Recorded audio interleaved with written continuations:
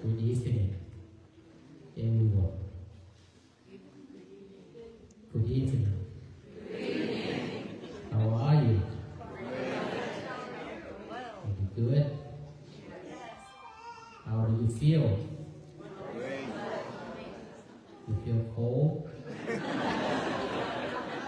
You don't feel cold inside the church, huh? But feel cold outside. Because he catch a cold. His voice is not clear. And my voice is not clear too. What?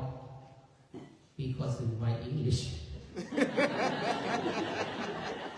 feel bad. You have to be careful to listen about my English. So I'm so worried about that. I would talk in English with a lot of people like this. But maybe